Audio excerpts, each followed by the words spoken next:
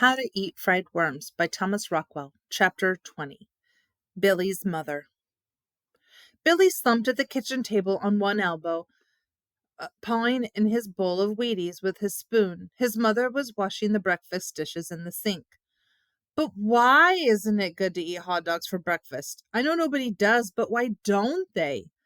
Oh, Billy, said his mother, stop it. Finish your cereal. Well, but a knock on the screen door.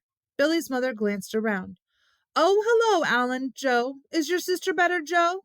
Yes, thank you. Billy can't come out until he finishes his breakfast. Would you like to wait out for him on the front porch? We came to see you, Mrs. Forrester. Oh, come in.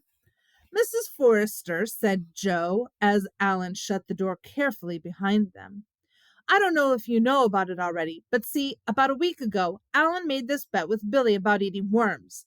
If Billy could eat 15 worms, one each day for 15 days, then, Billy, you're not still eating them. Billy stuffed a spoonful of Wheaties into his mouth. Not just worms, Mom. I've been eating lots of other stuff too. Look at me. I'm healthy. Dr. McGrath told you the worms wouldn't hurt me. But Billy, Dr. McGrath didn't think you were going to keep on eating worms. Joe nudged Alan and grinned. Ah, Mom, if 5 worms wouldn't hurt me, a few more won't either. They're little worms. Besides, it's a bet. They're big worms, Mrs. Forrester, said Joe, looking virtuous. We won't lie to you. My mother told me never to tell a lie. Manure, said Billy. Mom, it's a bet. I told you. If I win, Alan's got to pay me $50. $50, young man, don't you move from that chair. She went off into the front hall. Finks, whispered Billy, but you'll see it won't work. Alan and Joe gazed nonchalantly at the ceiling. Billy's mother's voice came from the hall. Dr. McGrath, I'm awfully sorry to bother you again. It's such a ridiculous matter. But since I spoke to you, Billy has continued to eat worms. Pause.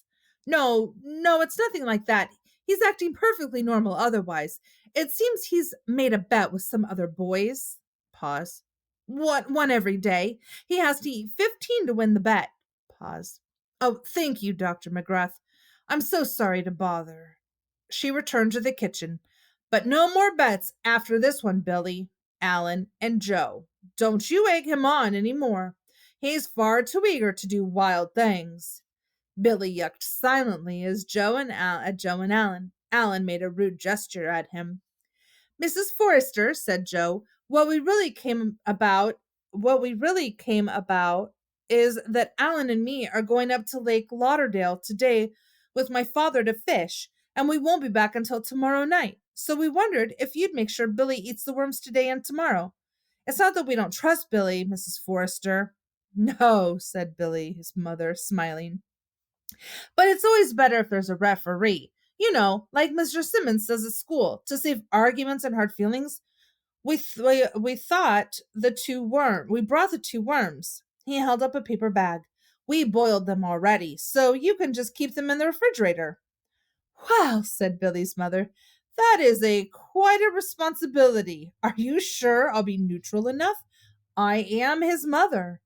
Yeah, we thought about that, said Joe, but we figured, well, you're usually pretty fair, and besides, parents aren't almost never cheat kids.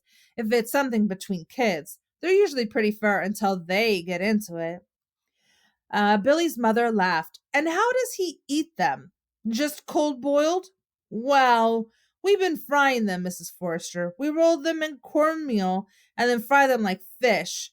But he can do whatever he wants, except that Alan and me have decided it's not fair to make soup out of them or chop them all up like hash or a chicken salad sandwich. You got to eat them piece by piece. Who said? Yelled Billy.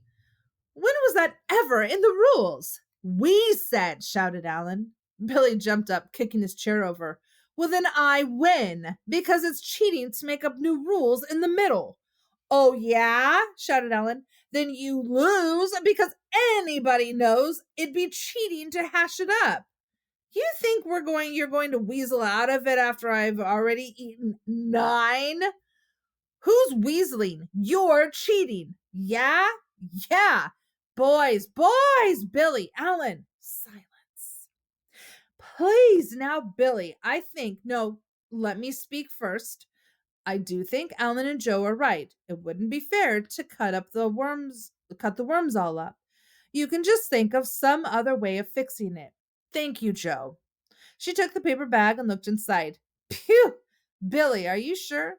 Mom, you've eaten eels. You ate eels last summer in Long Island. They're just smaller.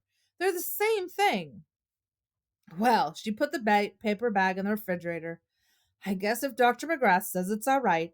Now, why don't you all go outside? I wouldn't go across the street with these finks, said Billy. They can, yeah, shouted Alan. Well, who'd want to go anywhere with you either? Yeah, shouted Billy. Boys, cried Mrs. Forrester. Stop it. All right, Alan and Joe, you had better go. The screen door banged behind them.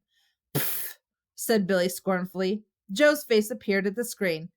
Thanks for saying you'll help out, Mrs. Forrester.